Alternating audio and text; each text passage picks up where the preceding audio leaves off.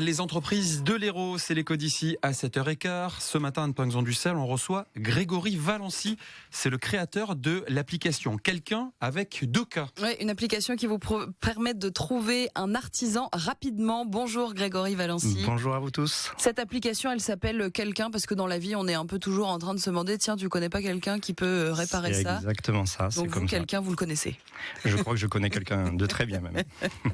Alors cette application, expliquez-nous comment ça fonctionne concrètement. Déjà en tant que client, qu'est-ce qu'on va devoir faire? Comment ça marche? Ok, c'est une application qui est déjà gratuite complètement et il suffit de déclarer votre besoin, que ce soit en plomberie, en climatisation, en tout autre corps de métier, et vous allez avoir un artisan géolocalisé qui va venir directement chez vous pour vous faire l'intervention. Donc celui qui est le plus proche, qui est le plus proche ou le plus disponible. Il va recevoir l'artisan, les artisans en l'occurrence qui sont inscrits sur l'application, une alerte, c'est comme ça qu'ils sont prévenus qu'il y a besoin d'eux pas très loin? Exactement, il y a une alerte qui se fait automatiquement sur leur téléphone ou sur leur ordinateur, s'ils l'utilisent par l'ordinateur, et ils vont être avertis du besoin du client directement pour intervenir. Ça vous est venu comment cette idée? Ils n'ont pas assez de boulot, les artisans? Oui, c'est souvent ce qu'on dit. Hélas, moi-même, je suis artisan depuis 15 ans dans le domaine de la climatisation, de la plomberie et du photovoltaïque.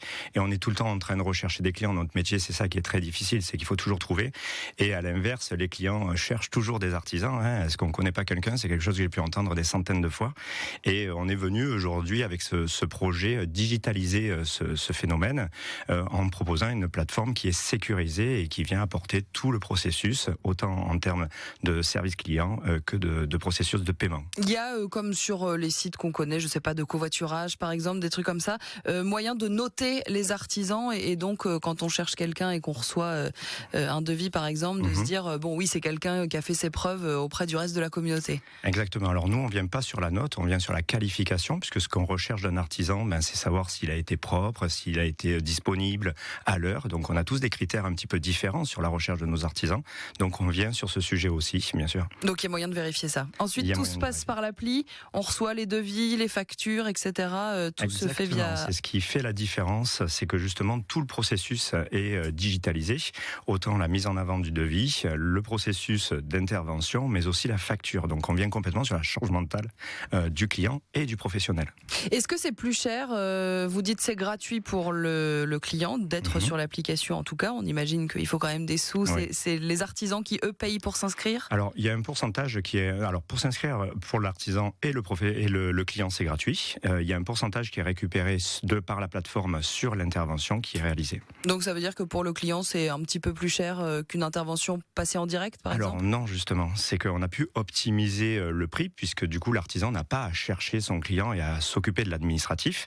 Donc du coup on a pu optimiser le prix sur ce sujet tout en gardant les marges des artisans. Oui, parce que souvent on demande, si je puis me permettre, est-ce que tu ne connaîtrais pas quelqu'un de pas cher? Parce que c'est souvent et de ça, fiable. la question derrière. Ouais. Et de fiable. Est-ce que vous arrivez à éviter les arnaques et les escrocs? On parlait notamment tout à l'heure des serruriers, c'est l'exemple que Anne prenait. Il y a parfois des factures qui sont très très élevées. Alors, la plateforme, ce qu'il fallait faire, c'est réussir à déjà donner un tarif au client, parce que c'est souvent ce qu'on a peur, c'est qui je choisis parce que j'ai peur que ce soit trop cher. Donc déjà, la plateforme fait garde-fou de ça. Ensuite, il y a un très gros service client. Chez nous, on qualifie nos artisans, on va vérifier jusqu'à leur sinistralité, puisque c'est toujours quelque chose qui est très important. Donc tous leurs documents sont vérifiés. Et ensuite, il y a un service client qui vient vous accompagner aussi, s'il y a besoin, tout le long du parcours. Après, la qualité du professionnel, est vérifiée.